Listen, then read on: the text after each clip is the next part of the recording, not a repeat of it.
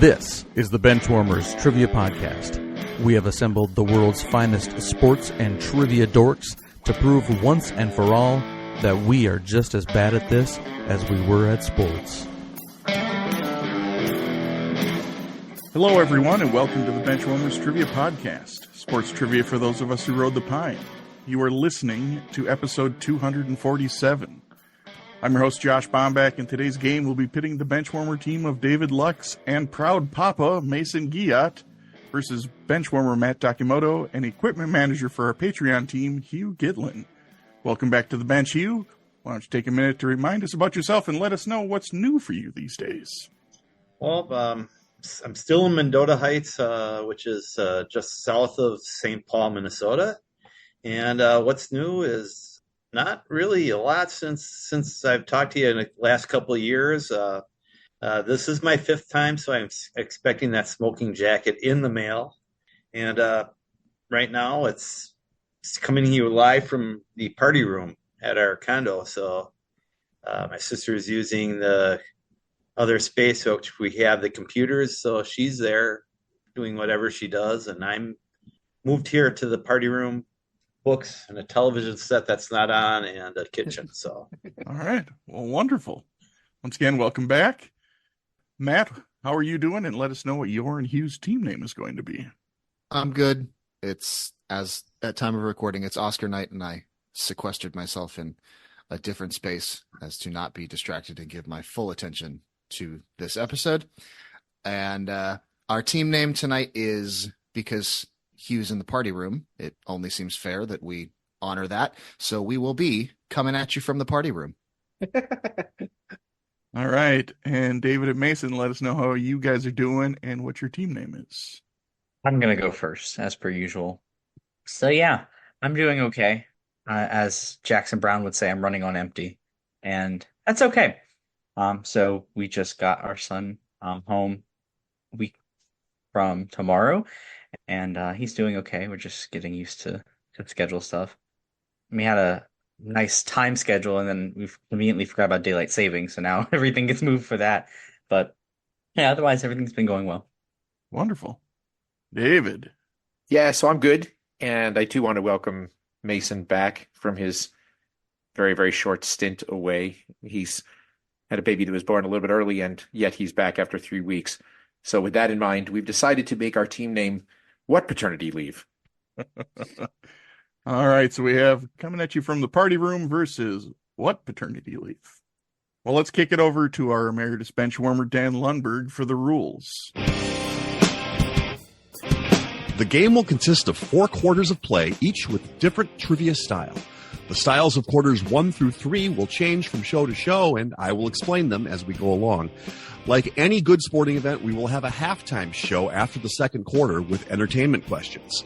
And in the fourth quarter, our teams will wager from their points accumulated to see who are today's clipboard captains, to be honored like the true benchwarmers they are. All right, let's get this game underway.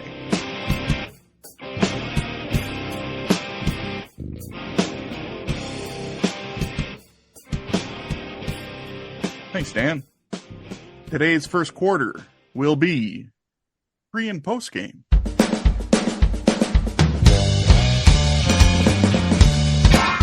Pre- and post-game.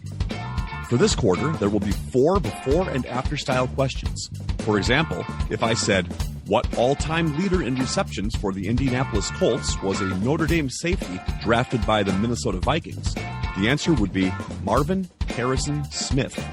Each question is worth 25 points. All right, question 1. What tennis phenom who defeated Steffi Graf at age 16 to win the women's singles gold medal at the Barcelona Olympics also holds the New York Giants record for most career yards from scrimmage? All right, we'll check in. All right, What Paternity Leave has checked in, so coming at you from the party room, you guys can talk it out. 1992 sounds a little late for Celis. Yeah. Oh, what about Jennifer Capriati? Oh, that's way earlier. Is it? Yeah. Okay. God, I'm trying to think. 92. 92. Oh, Hingis? Let's see. New York Giants record most career yards from scrimmage. Are we looking at like Tiki Barber maybe? Or Saquon Barkley, Tiki's got to have more. He was there forever. Flaxico Burris. I just wrote an Amani Toomer question. I think he's the receiving yards leader, but I don't know about yards from scrimmage for him. Okay. I mean, if we have nothing else, Jennifer Capriati Key Barber is at least a thing. Okay. That'll fit. Yeah. I'm liking Capriati the more I think about it, just because she kind of had that meteoric rise as a teenager and then went away for a bit and then had kind of a resurgence. I thought that was earlier, but that's the only thing we can really think of. So let's do it. All right. We will check in with Jennifer Capriati Key Barber. Okay, and what paternity leave? What did you guys have for an answer? Yeah, we both had the first half right away with Jennifer Capriati, and as soon as I started thinking about Giants players, the first thing that flowed into it was Tiki Barber, and we couldn't think of anything else that would be even better than that, as for longevity and production purposes. So, yeah, we also checked in with Jennifer Capriati Tiki Barber. Well, both teams will be receiving points. It is not too early for Jennifer Capriati. The correct answer is Jennifer Capriati Barber. Jennifer would go on to win the Australian Open in 2001 and 2002, as well as the French Open in 2001. So, Taco, you're correct that after the gold medal win, she didn't have Grand Slam success for almost a decade. And then Barber accumulated 15,632 yards in 152 games. He ranks number 11 in yards per game for players who played at least 100 games. So good job, guys. Let's move on to question 2. What wide receiver, who is the all-time leader in touchdowns scored for the Atlanta Falcons, is also the pitcher who won the Cy Young Award and World Series MVP in 1961? We'll check in. All right, coming at you from the party room has checked in. So what paternity leave? You guys can talk it out. So Mason asked the old guy who won in 61. I'm pretty sure that it was the Yankees lost in 60 because of Mazeroski, but they came back to win in 61. And I think the Cy Young Award winner would have been Whitey Ford. And that makes the first half have to be Roddy White. Yep. When he was good, he was very good. I mean, Julio's probably very close, but Julio's noted for not getting many touchdowns every year, even though he compiled a lot of yards. So Roddy White seems reasonable enough. I can't think of there's no other receiver I can think of that ends in White. Yeah, let's do it. I'll take it. Yep. Okay, we're gonna go with Roddy Whitey Ford. Okay, and coming at you from the party room, what did you guys have? We had the exact same conversation. Basically, Hugh was in first with Whitey Ford, and then there's only one Falcons wide receiver that makes sense in that case. So we also checked in with Roddy Whitey Ford. Once again, both teams will be getting their points. The correct answer is Roddy Whitey Ford. Roddy is second to only Julio Jones for receiving yards as a Falcon, 10,863 to 12,896. And Ford is a 6-time World Series champion and a 10-time All-Star. All right, let's move on to question 3. What boxer, who is the only heavyweight champion to finish his career undefeated, 49-0 with 43 KOs, is also the third baseman who won 10 consecutive Gold Glove awards from 2013 to 2022? We'll check in. All right. What paternity leave is checked in? Coming at you from the party room. You guys can talk it out. First half was pretty easy.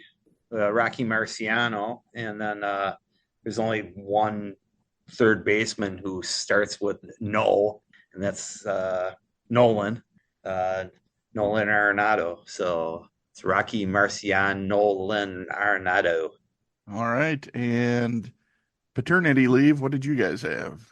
Yeah, we got there pretty quickly also, straight to Rocky Marciano and then the Gold Gloves. I was thinking you were about to go for Brooks Robinson, and he said the years. So, yeah, we checked in with Rocky Marciano, Lynn Arenado. Both teams getting points. The correct answer is Rocky Marciano, Lynn Arenado. Rocky held the heavyweight championship from 1952 to 1956. And Arenado is tied with Ichiro Suzuki for the most Gold Glove awards to begin a career with 10. And he is tied with Mike Schmidt for second amongst third basemen, following only Brooks Robinson, who had 16, the most of any position player. all time. Because I think Greg Maddux has the most all time of like 19. Mm-hmm. So, yeah, well done, guys.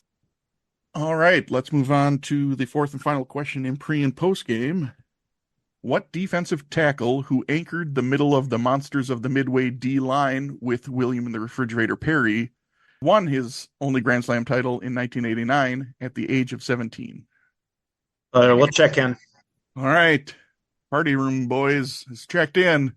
Paternity leave. What do you guys can talk it out. Yeah, Mason was right there. The second half is definitely Michael Chang. He's come up on the podcast a bunch of times. He was like the first American to win the French Open, breaking a very, very long spell. And that was 89. I remember exactly where I was when I was watching his matches. I was living in Seattle at the time, so I was waking up very early. And this first half has to be, as you said, Steve McMichael. So Steve McMichael Chang. That sounds good. You ready to check that in? That's fine. Yes. Okay. We'll check in. Steve McMichael Chang. All right, and coming at you from the party room, what did you guys have?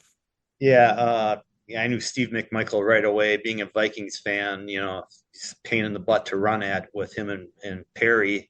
And Michael Chang came right away right after that. So, yeah, Steve McMichael Chang is the answer. All right, both teams again getting the points. Correct answer is Steve McMichael Chang. Steve had a 4-year wrestling career with stints as a member of the Four Horsemen. And while he was born in Hoboken, New Jersey, Chang learned to play tennis in St. Paul, Minnesota before his family moved to California. Got to throw in all that Minnesota I can. He, like so many others, learned to be a champion in Minnesota. Exactly. Yeah, I had to throw that in because, you. we Minnesotans like to claim anybody who had a cup of coffee here. Michael Chang and I also share a birthday, so Nice. I do believe we've heard that on the podcast. I've said before. that more than once because I got to throw that in there because he's the most random athlete I can think. He and Dr. J. Oh, that's pretty darn good, actually. All right. Well, after the first quarter, game's all knotted up, 100 apiece. We wanted to let you know that we are on Patreon if you'd be interested in supporting us financially. Your contributions will be used to help us cover the costs that it takes to bring you the high-quality sports trivia you have come to expect from us. There's also some great perks that come with the Patreon membership to the Benchwarmers Trivia Podcast, including bonus episodes and Benchwarmers swag. You can find us at patreon.com/benchwarmerstp. Thanks. Let's move on to the second quarter, which will be Sporting Haikus. Whoa.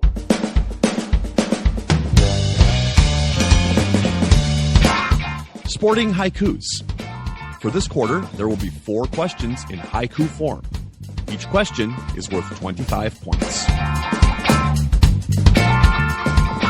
I know, right? Not in the first quarter, but Wow. it's there in the second quarter. This is the daylight savings edition of the Benchwarmers Trivia Podcast, where we're playing all of the quicker, not spending 10 minutes to think about one question. Correct. All right. So question 1 in Sporting Haikus. A minor league deal. A veteran first baseman. He's heading back home. I'll check in. All right. What paternity leave has checked in? Coming at you from the party room, you guys can talk it out.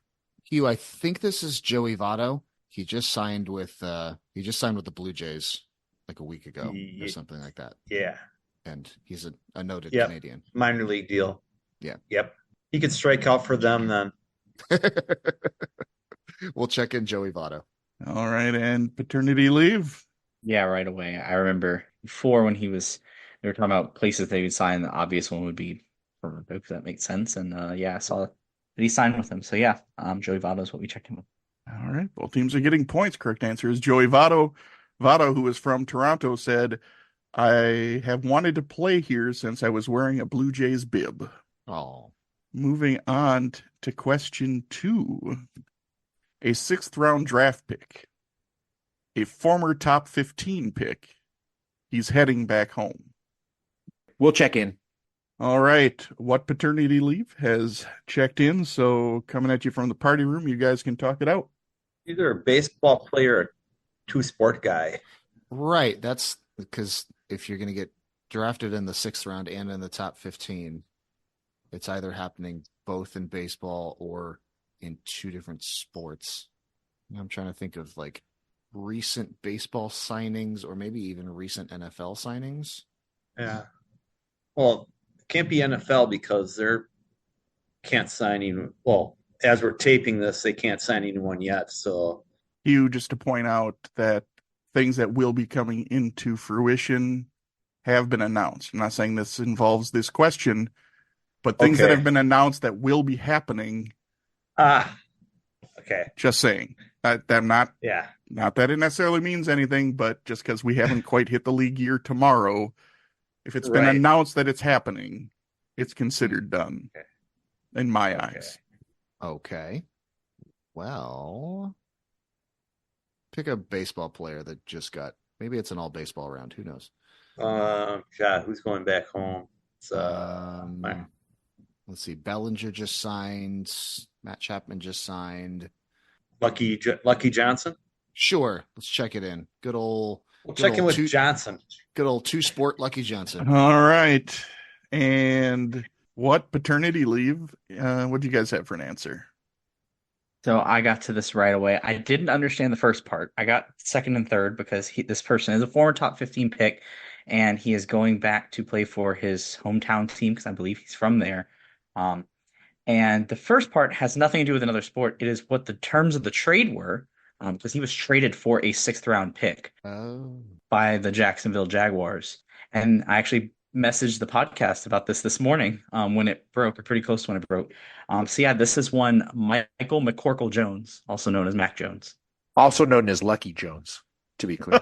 Gone with the Lucky Jones. I'm not sure. We were close. I'm not sure You were he's very so close. lucky. Yeah, that's Just true. pointing that That's out. true.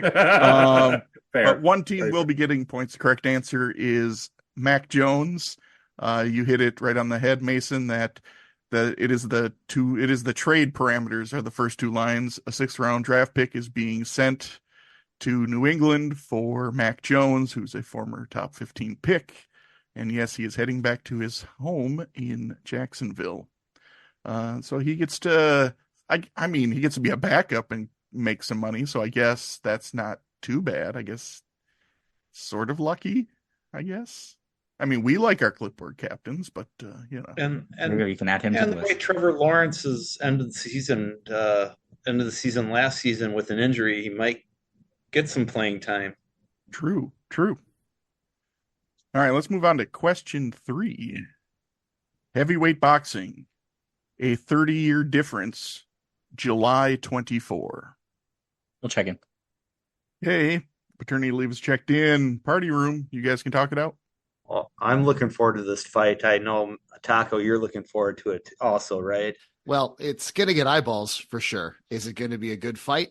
Almost certainly not. But will it make some money? Yes, it will, and that's the point. So we're checking in with Mike Tyson versus Jake Paul. All right, and paternity leave, what did you guys have? So in the undercard, a 30-year difference, I will be fighting Mason. I just want you to know. 30? This is just 30? Well, okay, 30 plus. So we're checking in with Jake Paul versus Mike Tyson as well. Both teams are getting points. Correct answer is Mike Tyson versus Jake Paul. Will this be the last time we see Jake Paul in a ring of any shape? We can only hope. Will this be the last time we see Jake Paul? That would even be better. Saw somewhere, I don't know if it was photoshopped or not, but it was a sportsbook taking bets, and it was like 10,000 to 1 that someone would bite the other person's ear in the fight. I don't know if it's actually a real prop bet or not, but I saw that somewhere. 10,000 to 1. I would. I think, or maybe it's not Sure. 10,000. It was like 100 or 1,000. Fuck It was yeah. something ridiculous. I don't think Jake Paul's going to be standing long enough to get his ear bit. Right. Because Fair. I don't know if you've seen. That's the plot twist: is Jake Paul's going to bite Mike Tyson's ear. Oh, Yeah. that could be. Right. You'll notice Turn that. tables. You'll notice that Mason said somebody will bite somebody's Correct, ear. correct. Right. Yeah, that's what it said. It didn't say who Fair. would Yeah. bite. I'm not sure he'll have enough time to bite an ear. Let's go with that then. Either. If you've seen Mike Tyson in his training, that dude is still in way better shape than most 27-year-olds. So I wouldn't get in a ring with that guy, even if I was stupid like Jake Paul. All right, let's move on to the last question in Sporting Haikus. Question 4, 24 Combine. New fastest 40-yard dash, Al Davis would drool. All right, we'll check in. All right. Paternity leave is checked in. Party room. You guys can talk it out.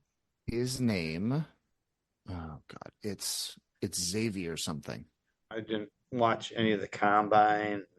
All that stuff just goes right through the head for me. It's like, and then they'll talk about it starting the April 13th when it's 2 weeks away from the draft. Then they'll start talking about the names a lot more. Like this guy ran a 4.23.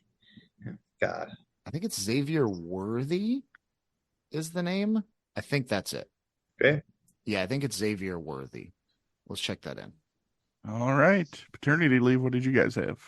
Yeah, I remember watching it, and there's a YouTuber that I follow that does a bunch of draft stuff, and he is a Texas Longhorns fan, so he was very excited when this guy ended up running what he did. But yeah, it's Xavier Worthy.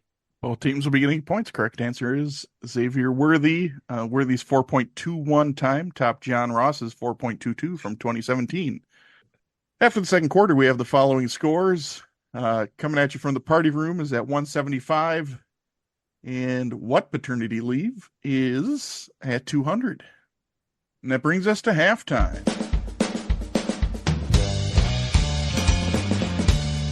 It is now time for the halftime show. There will be 3 entertainment questions. Each question is worth 25 points. So it's I'm bad enough when I'm at 100% brain function. I'm not at 100% right now. It's gonna. Well, So you it's can gonna lean be on more. David here because Hugh, you're in luck. It's another Oh. edition of ChatGPT pre and post game. Oh my God. I asked ChatGPT to make up plots for movies based on combination of 2 movies, with at least one being a sports movie.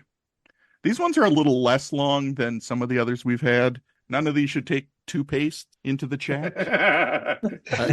Josh, I didn't get a chance to thank you yet for your the ChatGPT synopsis to Dear John Abraham Lincoln Vampire Hunter, but it was extraordinary. on It, the last yeah, episode you're of welcome. DOT. As soon as you said that, when I was listening, I'm like, I have to find that. I have to make it happen. And I would watch that movie. Oh, 100%. Oh, for sure. Sounds Even great. I would watch that movie. All right. Plot number 1. The film revolves around Jake, a former middleweight boxing champion plagued by personal demons.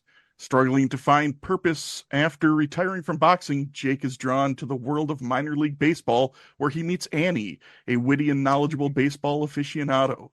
Together, Jake and Annie navigate the complexities of minor league baseball, while Jake confronts his inner demons and finds redemption through the game.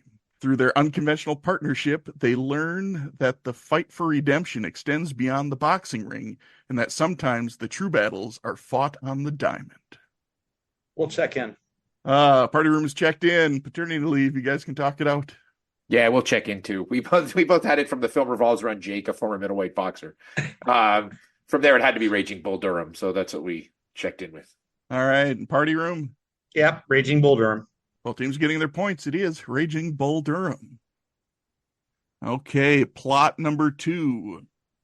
The story follows Pete, a skilled arm wrestler and former military pilot who embarks on a mission to reclaim his honor. When a dangerous international arm wrestling tournament collides with a high-stakes aerial combat competition, Pete finds himself torn between his 2 passions and must master both arenas to prove his worth. With intense arm wrestling matches and breathtaking aerial dogfights, this film showcases Pete's relentless determination as he fights not only for victory, but also for personal redemption.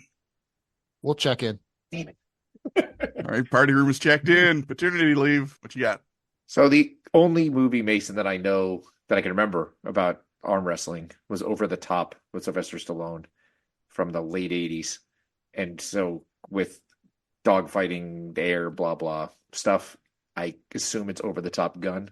Sure, I'm a little concerned about dogfighting in the air. I wouldn't advise that, but Okay, insert Michael Vick joke here. Okay, Over the Top Gun. you went there. I did not. See, that's the thing. You took it there. I didn't say any joke. I just said this would be a good place for one. You implied Okay. the existence of a joke. That's That's right. right. They've just turned into the girls from White Chicks now. You said it. You were thinking it. Exactly. All right. Over the Top Gun. Check it out. All right, and party room. What'd you guys have? Same thing. As soon as Arm Wrestler came up, there's only one arm wrestling movie, and it's Over the Top. And yeah, Top Gun made sense without the rest of the plot, and then former military pilot, that kind of sunk it home. So we also checked in with Over the Top Gun. All right, both teams getting their points. It is Over the Top Gun. All right, the third and final plot. The story revolves around Kate, a talented figure skater who, after a career-ending injury, gets enlisted in a secret military program. In this program, she gains the ability to reset time every time she dies, and she becomes a crucial weapon against an extraterrestrial invasion. As Kate repeatedly relives the same day, she teams up with a seasoned soldier and discovers a profound connection between their shared experiences on and off the ice. Together, they must uncover the alien invasion's origins and find a way to save humanity. Check in. All right, party room's checked in. Paternity leave. You guys can talk it out. I'm going to start by naming every movie about figure skating that I can think of. See how long this list is going to be. Well, there aren't that many. There was Cutting Edge. There was I, Tonya. There was Blades of Glory. There was Ice Castles, which I think was done a couple times. There was Ice Princess. Oh, Cutting Edge. Wait a minute. Cutting Edge. What was the stupid Tom Cruise joint? Wait a minute. Hang on a second. Tom Cruise had a joint? What? No. Sorry. Okay. That's as the kids would say, maybe 5 years ago. All Cutting Edge of Tomorrow. What about that? That was about extraterrestrials. Why are you asking me? I haven't seen either of these movies. How would I know? Damn Would it. you like to know how many of these movies I've seen out of this halftime? I'll let you guess.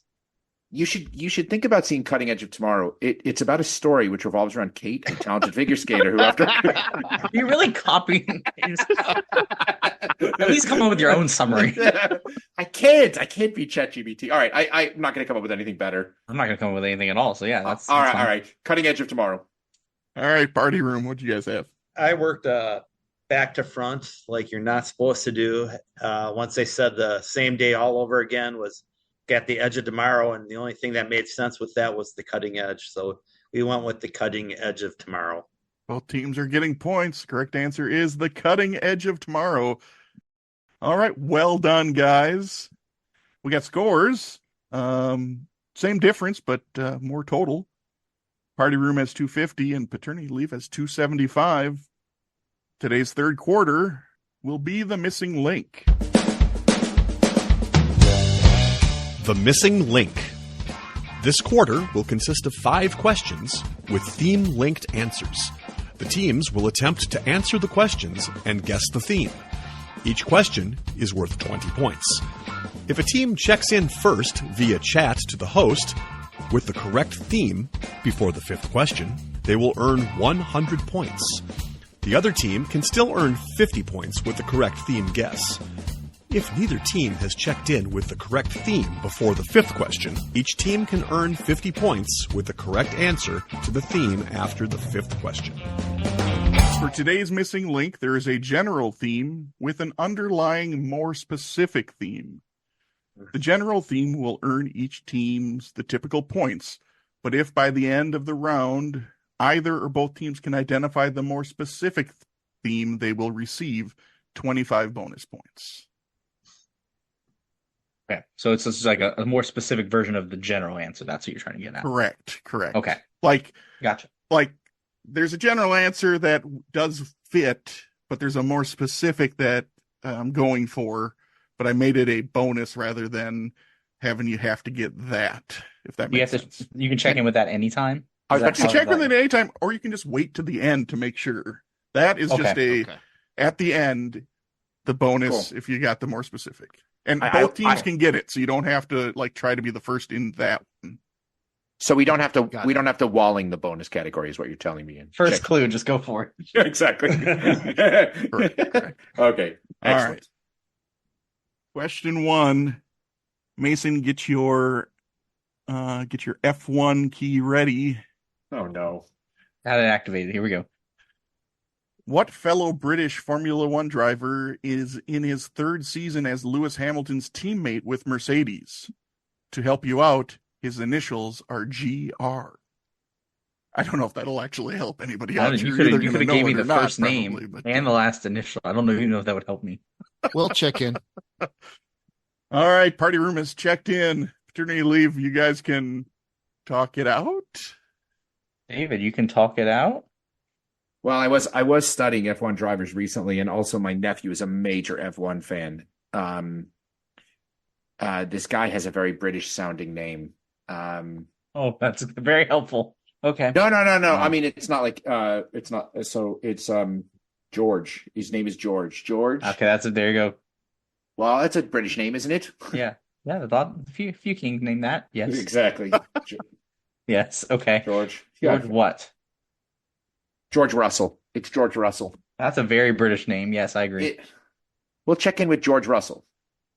All right. And party room, what did you guys have? Yep, he's a good lad, having an interesting season so far in F1, with Mercedes kind of in that weird zone below. Well, everybody's below Red Bull, but they're kind of fading below Ferrari and McLaren. But we also checked in with the good lad George Russell. All right. Both teams getting their points. Correct answer is George Russell.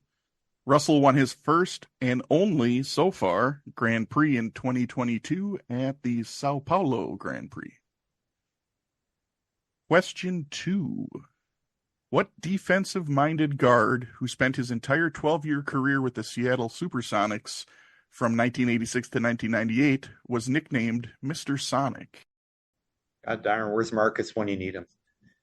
Yeah, I am certain that Marcus would be able to answer this one right away. I should be able to. I can. Oh, we can check in. Okay. All right, paternity leave has checked in. So party room, you guys can talk it out. My thought on this, and maybe my only question, might be if he's considered a guard, because I frankly don't remember exactly what position he plays, but Nate McMillan, I'm pretty sure, played his whole career in Seattle in the time frame. Yeah, and I think he was a guard. It's swing, but mainly at guard. He wasn't a point guard. So, yeah. Gary Payton was a point guard. So no. Okay, if you're cool with it. Yeah. All right, sure. Checking in, Nate McMillan. Okay, and paternity leave, what did you guys have? Yeah, it's Nate McMillan and NC State. It's NC State's own and Raleigh guy, Nate McMillan. Both teams are getting points. Correct answer is Nate McMillan. And for, I think, half of his career, he was the point guard before Gary Payton got there. And McMillan led the NBA in steals in 1994 and was named to 2 NBA All-Defensive Second Teams.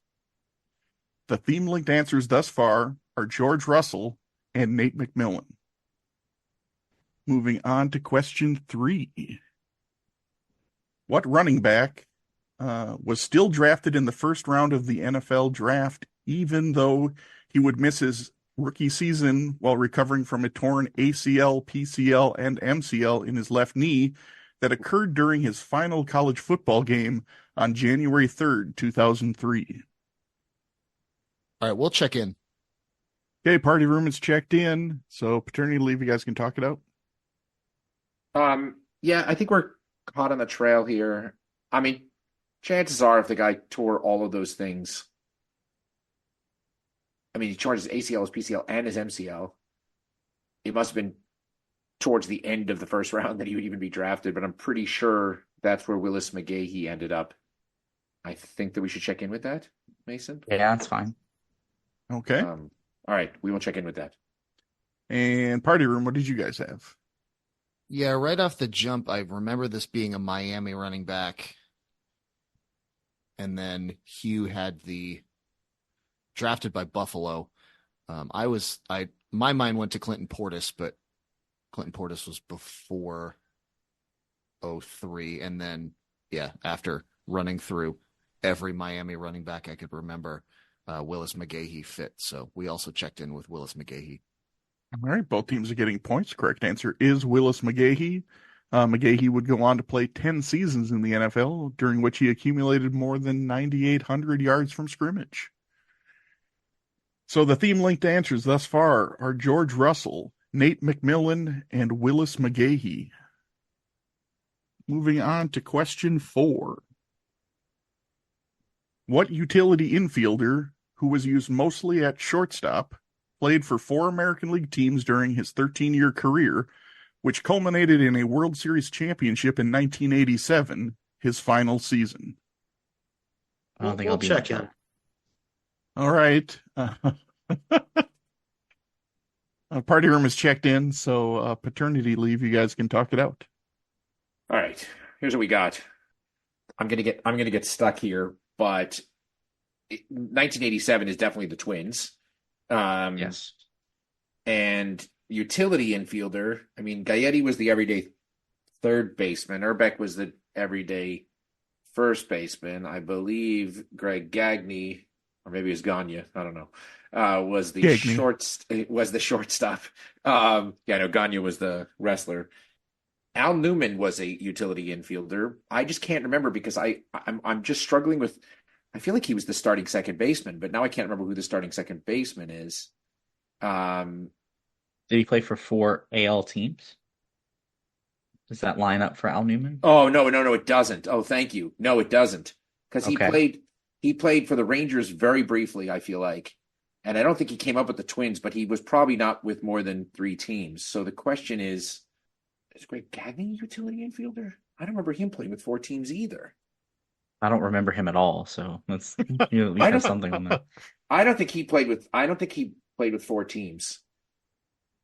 So is it possible this person played other teams besides the AL teams? Because it just says 4 AL teams. It didn't say only 4 AL teams. So That's this could true. be someone. But It also could be just a journeyman, 13-year, like just bouncing around everywhere. But You think I would do that to you guys? I don't know. You do Chat GPT for halftime. That already messes with me enough. So Fair. Okay. All right. Wait a minute. Okay. Hang on a second. So- Wait a minute. I think this might be Roy Smalley. So Roy Smalley was a guy who I think he lasted just until the Twins won in 87. He had been with the Twins. He was traded to the Yankees in the early 80s. And I remember that trade because they traded. No, wait, or was that when he was traded from the Twins to the Yankees? Somehow there was a reliever that went like 14-2 for the Yankees, and I'm blanking on his name, but he was involved in that trade, I think. Roy Smalley could be it, and he could have played for 4 teams because he played for the Rangers, he played for the Yankees, he played for the Twins. I don't remember who the 4th team is. It might have been the White Sox. And his uncle was Gene Mauch. That's the other thing I remember, who was a longtime manager. All right, I'm going to stop this annoying 80s and 70s flexing. I'm pretty sure it's Roy Smalley. We'll check in with that. Sure. Okay. And party room, do you want to let us know your answer? And Hugh, do you want to tell David who the starting second baseman was? That was Steve Lombardozzi, was the starting second baseman for the Twins. They liked him so much that year they traded for Tommy Herr the next year. But the answer is Roy Smalley Jr. Roy Smalley is the answer. Started with the Rangers, traded for the Twins in the Burt Blyleven trade, and then traded to the Yankees for Ron Davis. Ron Davis, that's the name. Yes, exactly. Well, both teams will be getting points. The correct answer is Roy Smalley. Smalley played for the Rangers, Twins, Yankees, and White Sox. He had 1 season or part of a season with the White Sox. And this question was for Hugh. And Al Newman was on that team, but he was also on the 91 team as well. So it certainly wasn't his last year playing. But way to get there. So the theme-linked answers thus far are George Russell, Nate McMillan, Willis McGahee, and Roy Smalley. I will give the teams a little bit of time here to see if they want to come up with a theme guess before we move on to question 5. All right, David, I'm going to send it unless you have anything better because there's no penalty at this point. So it's Yeah, but tell me how it fits with the last clue. it could be. I mean, there's a lot of things that fit with that. If that's the connection, I can come up with plenty of things that work for that. I can give you a list if you want. I can think of plenty of them that work out for that. If that's the answer. Give me one. Okay. Oh, actually, wait a minute. Wait, I know who works. There you go. Oh, Works twice. What? No, I don't mean that. No. Go back to the first thing, the original thing we said. No, that doesn't work. Why? Why doesn't it work? Yeah. Ooh. Well, I mean, he's No. there. Why no? Oh. But okay. Sure. I don't think that's the connection. I don't think that's it. Really? But here's the thing. It's definitely not this. If you put this in, I'm going to laugh at you for the rest of your life. But it's all four of them. Sure, but the last one. But the fifth one, it's absolutely not going to be. I gave you an example. I can give you a whole list of them. Yeah, but it doesn't mean it's going to be his answer. I think one of my favorite things is when teams don't really have the themes and then they just throw something at me before hitting question 5. It's always entertaining for me. I mean, I think mine is slightly more likely, but that's me spitballing here. But I'm going to tell you, I would say, I'm guessing, if you guys haven't figured it out, you're probably not going to get it. So let's just send me something, and so we can move on to question 5. All right, which one David? I will listen to you. If you want me to go with your answer, I will go with it. But if it is that, I'm going to be slightly upset if that's the ansor. Okay, I'll also be kind of mad if that's the connection. Then do yours. Do yours. Well, no. Do yours. Do yours. No, Because yours is so stupid that if we don't put it in, yours is so stupid. If we don't put it in, I'm gonna be upset for you. So just put it in, even though I think there's no way that's it. But put it in. Put it in. Put it in. Honestly, I'm not mad at this, Mason. Put it in. Put it in. Seriously. I think Josh is going to laugh when he sees it, but I'm guessing that's not the connection if he's laughing at it. No, he was laughing at us, not at that. But he may have been laughing at that too. I wonder if it works for the fifth one. We're gonna protest if that's not the answer. If it works for the fifth one. Remember, we're still looking for 2 themes. Right? Remember, we've got to find 2. Okay, themes. I can give you the simpler version of that. So, well, see, I told you. It may end up technically being correct. Oh, I know what it. I got it. Wait, I know what it is now. I know what it is. So put it in. Put it in. Let me see. Can I clarify on that? Can I be more specific? Being more specific won't help you because that isn't actually that. While could be true depending on the last question. This is the one I found more specific. But never mind. That doesn't work for one of them. Never mind. Wait. So what I'm saying is, even though your answer may end up being a who are 5 people who've never been in my kitchen, while technically correct, in mind, so will not be correct. All right, well, at this point, we're throwing in the towel. We'll wait for the fifth one because we got. All right, well, let's move on to the 5th question, shall we? Please. Question 5. What Hall of Fame left fielder is one of only 2 players to be a 2-time Triple Crown winner? He won them in 1942 and 1947. Who knows if he would have won more than 2 if he had not taken 3 seasons off to fight in World War II. Oh my God, how funny. Check in. All right, party room's checked in, paternity leave. Are we needing you to have a long discussion? I don't know. David's not saying anything. Well, it's got to be Ted Williams. I mean, he's unfortunately, my theme fits, even though it's not Josh's theme. It still fits for the last clue. Correct. That technically fits, but that is a 5 people painful. Who have not been in my kitchen answer. Okay, well, so I'm still upset that's not the answer, but it's Josh's discretion. I'll go with it. So just take a second. We will check him. Ted Williams is the only one who's won 2 Triple Crowns besides Rogers Hornsby, I believe. So it's got to be Ted Williams. So we will check in with Ted Williams, which gives us absolutely no clue on the theme. But right. Mason was hot on the trail, so I'm going to tip the other team off that every one of these answers has a double L in their name. Okay, so just remember that. While it ends up being true, it is not the theme. Ted Williams. Because normally if I would do something like that, it would all have to be in either given name or surname. And that does not happen. Latrell Sprewell. That wasn't one of the answers. Well, it would fit. That would have been the giveaway. That was what I predicted would be the giveaway if my answer was correct. All right. It has 2 of them. Party room. Did you guys give me your answer or were they still talking? Hugh checked in. Hugh checked in. Ted Williams. Yeah. All right. So both teams are getting their points for question 5. It is Ted Williams. Second baseman Rogers Hornsby, as David alluded to, is the only other 2-time Triple Crown winner in 22 and 25. For over 40 years, the Red Sox had 3 Hall of Fame mainstays in left field. Williams, Carl Yastrzemski, and Jim Rice. That's kind of crazy, David. Are you not paying attention to what I'm saying? You're working on a David's theme. stressed over the theme, I guess. I don't know. I'm sorry. I was so concentrating on the theme. Can you back up because I'd love to respond to whatever it was. I I'm said sorry. for over 40 years, the Red Sox had 3 Hall of Fame mainstays in left field: Williams, Carl Yastrzemski, and Jim Rice. Yeah. 40 plus years, and they were the mainstays in left field. That's nuts. You know what's funny about that is, of course, who's going to guard the Green Monster, blah, blah, blah. They would go through this. I mean, I wasn't old enough for the first transition, but when Ted Williams left and Yaz took over, they were like, we're never going to have another player like Ted Williams. And then Yaz was amazing. And then same thing happened when Yaz transitioned out and Rice came along. Yeah, it was amazing. Kind of like Green Bay quarterbacks, huh? Jeez. So just to let you know, one team has, after question 5, checked in with a correct general answer and a correct specific answer. Whoa.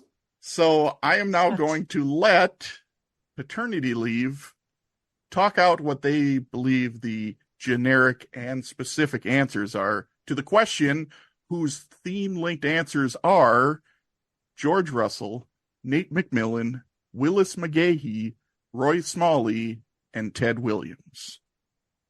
I don't think our original theme fits now, unless you can think of someone named Ted that fits that. Yeah, we were thinking about NBA Hall of Famers shared names. The first three was in 75th anniversary: George Gervin, Nate Thurman, Willis Reed, and then Roy fell apart. Well, I will tell you the other thing that's bothering me is that, and this is probably just a coincidence, but the last one's supposed to be the tip-off, right? So it happens that I went to Ted Lasso because of Ted Williams. I'm sorry, I'm reading on my piece of paper. The one Isn't just there before, a character named Roy Kent? There's Roy Kent. Right, exactly. The problem is I can't remember a Willis on that show. I've only seen the first 2 episodes on the plane, so I can't help you with characters.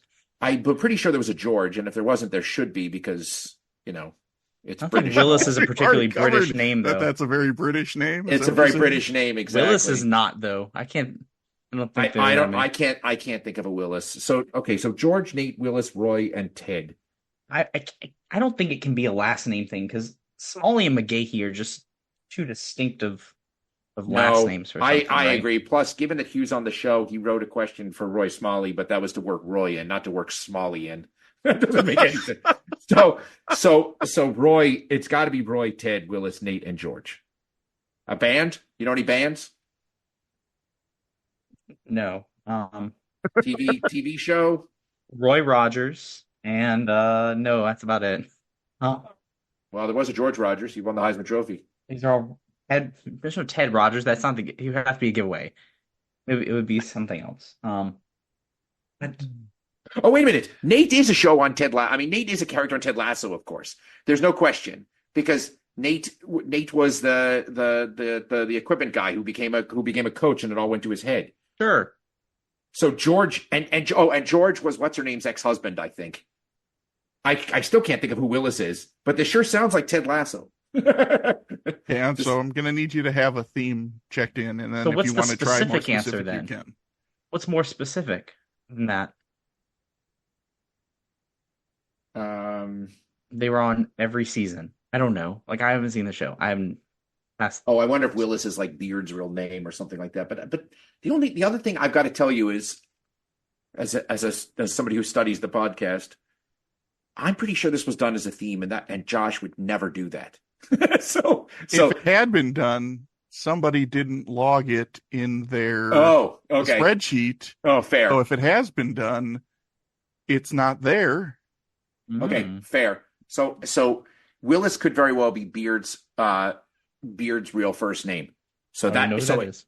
So what? Oh, anyway, he's in the first 2 episodes. Seen the first 2 episodes on a plane. I don't know any of these references. Okay. He's the one with the beard, Mason. Okay, exactly. He's the one with the really? beard. Okay. Yes. I thought Beard is the one with ZZ Top that doesn't have a beard. What are you talking about? Okay. Where the guys whose name was Beard was the only person without a beard. Okay, so guaranteed it's definitely Ted Lasso. And come up with something more specific because I don't know. It's all people they're all coaches. They've all been coaches because it's Coach Beard as Willis. Roy was an assistant for a while. Ted obviously coached. Nate coached the other team and then he came back. And I believe George I believe what's-her-name's husband made himself the coach of the Kuzima What's-His, or was a coach at some point. So our more specific answer is they were all coaches on Ted Lasso. All right. Well, to see if you are correct, I'm going to let Party Room give their answers, and we'll see if you guys are also correct. It's like watching a Virginia basketball game. It's just very slowly moving it towards the basket, and then eventually it gets into the basket. We did the same thing. I actually fell into the trap of having it be Bill Russell, Nate Thurmond, Willis Reed for the first three. And so I was on the MVA train, and then the only Roy I could come up with was Roy Tarpley. And I was like, I don't think Roy Tarpley is in the same class Definitely as Bill not. Russell, Nate Thurmond, and Willis Reed. And then on the Ted question, yes, Ted Lasso, Roy Kent, Willis Beard. They were the running joke was Ted would always say, "What you talking about, Willis?" as if it was a TV quote. But then, and in the final episode, spoilers, it's revealed that his first name is actually Willis. And then George, I think, is the coach that takes over West Ham for Nate, and then gets pushed over and his balls fall out of his shorts in the last episode. I'm pretty sure that guy's first name is George. Okay. So we also checked in with Ted Lasso and specifically coaches in Ted Lasso. All right. Well, both teams will be getting 50 points for the theme and the bonus 25 points for the more specific. To be most specific, George Cartrick in the very first episode was Richmond's head coach who Ted replaced. And then, as Taco said, was the West Ham head coach who replaced Nathan. And yes, his balls fell out of his shorts. Nate Shelley went on to be West Ham's head coach. We already covered Willis Beard being Richmond assistant. Roy Kent was also a Richmond assistant. And, of course, Ted Lasso was Richmond's head coach. All right. Well, after the third quarter, the difference stayed the same. Paternity Leave pulled out the specific theme right at the end, even though they were wrong on George. But technically, they were right on the specific theme. It's just David. Why are you including me in that? I've just sat here because you're the one that's noted that they were all double L character. I'm impressed. And then it turned out that all five do have double L's in their name. But that was not the theme. But I'm glad you guys got there eventually. So the scores are heading into the fourth are Party Room at 425 and Paternity Leave at 450. So it is close. And I guess for this game, it's as close as it could be. And that brings us to the fourth quarter.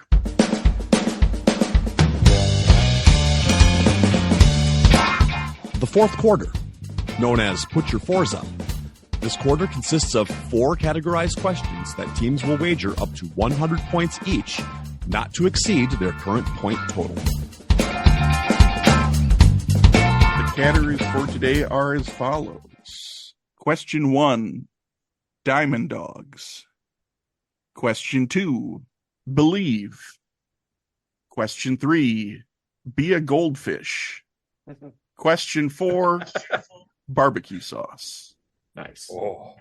Diamond Dogs is in reference to college baseball. Believe is in reference to Olympic hockey. Be a Goldfish is in reference to the NFL. And Barbecue Sauce is in reference to NIL deals. It is now time for the teams to place their wagers. We'd like to take a minute to invite you to follow us on Facebook, Instagram, and Twitter at BenchwarmersTP. We also have a Facebook group for fans of the pod called The Bench. Join us there to comment on the latest episodes and share cool sports facts and trivia. If you'd be willing to rate and review us on iTunes or Stitcher, we'd greatly appreciate the support so that other people may find this podcast. Thanks. Now that the wagers are in, on to the questions. Question 1 in the category of Diamond Dogs.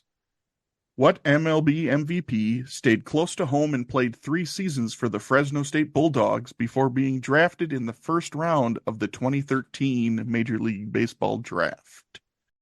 We're going to check in. Okay, Paternity Leave has checked in, so Party Room, you guys can talk it out. Okay, I'm pretty sure this is Aaron Judge. He is from Northern California, and I'm kind of banking on Josh doesn't understand California geography and that Fresno is like, at least it feels like it's 12 hours from anywhere. It's at least not in northern. It's not in northern. It's not in southern. It's right in the. Wow. It's in the middle. So Wow. you could say It's in the if it's you're in from the anywhere in California. right. Fresno and Bakersfield are both just like this out in the middle of nowhere, nebulous, claimed by no one. Yeah, I think it's Aaron Judge. So let's go with that For 100. 100 points. Okay, and paternity leave. Yeah, I've never been to Fresno. But anyway, we also said Aaron Judge. All right, both teams will be getting their points. Did you say what your wager was? Oh, I did not. It was 100. All right, both teams are getting their 100 points. Correct answer is Aaron Judge. Judge is from Linden, California, which is approximately 130 miles from Fresno. So, Taco, I don't know what you're saying. That's Google Maps telling me that. So, Rhodes, 130 miles from his hometown. Just saying. Whether or not it's like 12 it's like hours, 6 hours. It's like 6 hours. I said mileage. I gave you mileage. It might take 12 hours to go 130 miles in California. I don't know. Well, he also said it was 12 hours from anywhere. I don't know. What town is Aaron Judge from? Because that's probably doesn't count as anywhere. Linden, California. I have no idea how big that is. I mean, so. By the way, 2 other MVPs were drafted in 2013. Chris Bryant, the second overall pick, is from Las Vegas and played 3 seasons for the University of San Diego, the Toreros, which is approximately 330 miles apart. And Cody Bellinger was drafted in the 4th round out of high school. So both teams gained 100, so it's still a 25-point difference. Let's move on to question 2 in the category of believe. What player, who was the captain for the U.S. Olympic hockey team, scored the game-winning goal with 10 minutes remaining in the 3rd period against the Soviet Union 44 years ago? We'll check in. All right, party room is checked in, so paternity leave, you guys can talk it out. 44 years ago. Just trying to make sure I do my math. Can't believe that was 44 years ago. Yeah, this has to be that. The captain of that team was Michael Ruzioni. I was waiting for a Minnesota question. Ruzioni was either a BU or a BC guy, I'm pretty sure. But yeah, it's got to be Ruzioni. Mason, are you okay with that?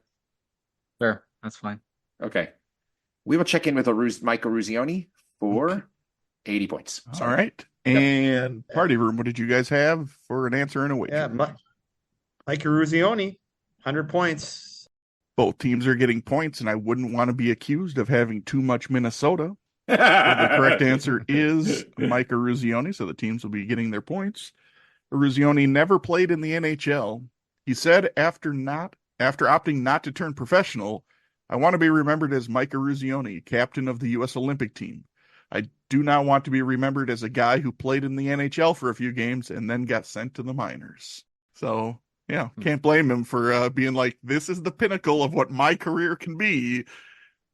Who needs anything more? And he really probably didn't. So, all right. Well, the game has gotten closer because paternity leave only wagered 80. So now it is a 5-point game.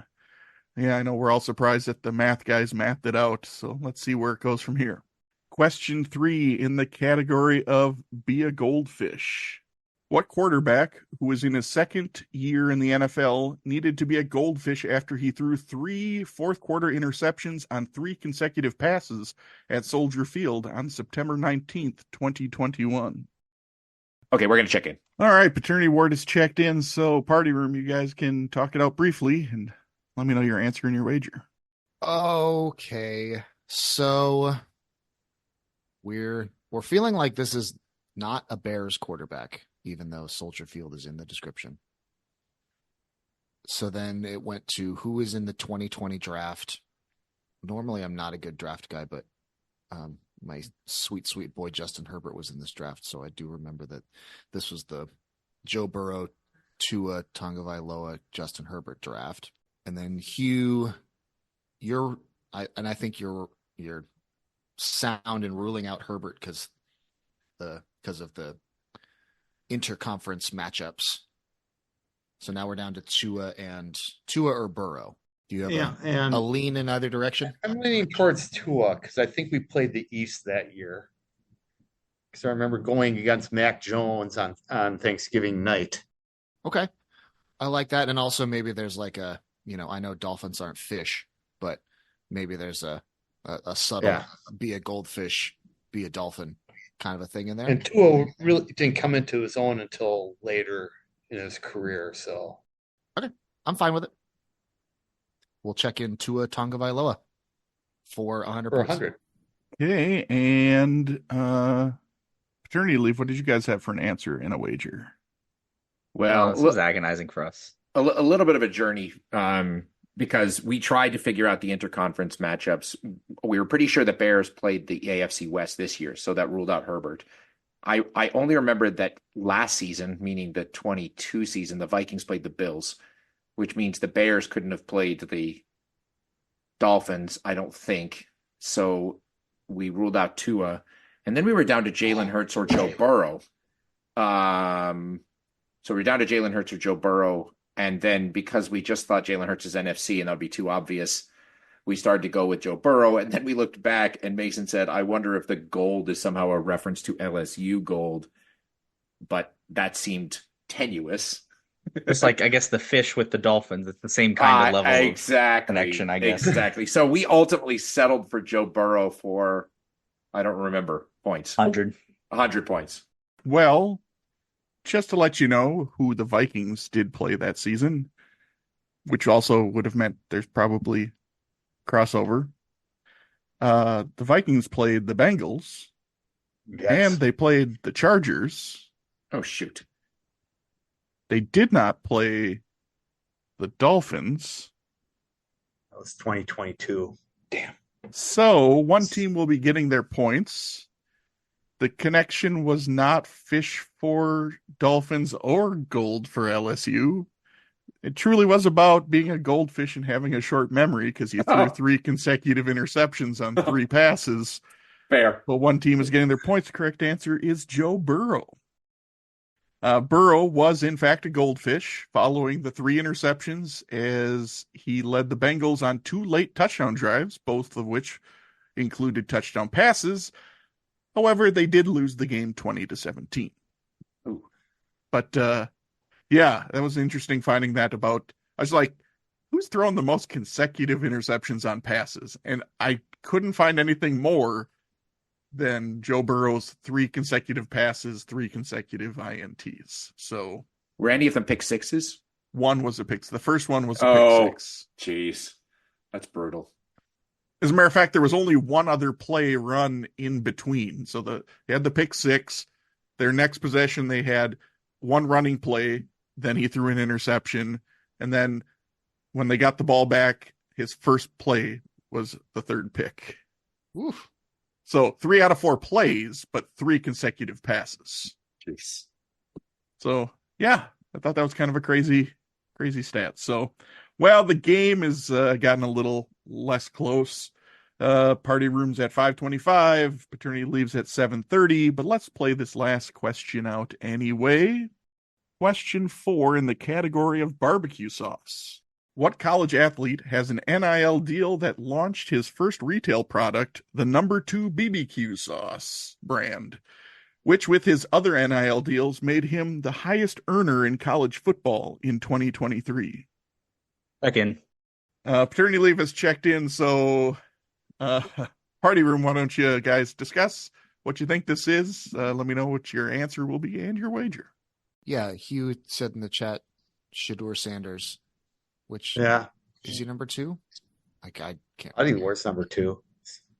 That makes sense to me. He would have a lot of NIL attention on him. Yeah, I don't think I think we don't overthink it and we go with it. Yep, that's what I thought too. I saw number 2 come up. Sounds good to me. So you guys are for 100. Yeah, checking in. Shedeur Sanders for 100 points. Awesome. And paternity leave. What do you guys have for an answer and wager? Yeah, I pre-called this one because barbecue sauce and NIL. For some reason, I remember this. I think there was a commercial about it. I just remember that happening because I thought it was a weird combination. Hopefully, it doesn't taste like its name suggests. I haven't tasted it, but I'm hoping that's not the case. So we checked in with Sugar Sanders for 100. Okay, that's a good one. I didn't get it right away. It took me a second. Yeah. Mason, that's funny. Both teams are getting their 100 points. The correct answer is Sugar Sanders. Sanders is 4.1 to 4.7. Somewhere in their evaluation is second only to Bronny James, whose NIL deals were anywhere from 5 to 6.1 million in all of college sports. And you can buy a pack of number 2 BBQ sauce online for only $27.99. And yes, Mason, What a deal. I certainly hope it doesn't taste like its name, because that would not be good. Let's just leave it at that.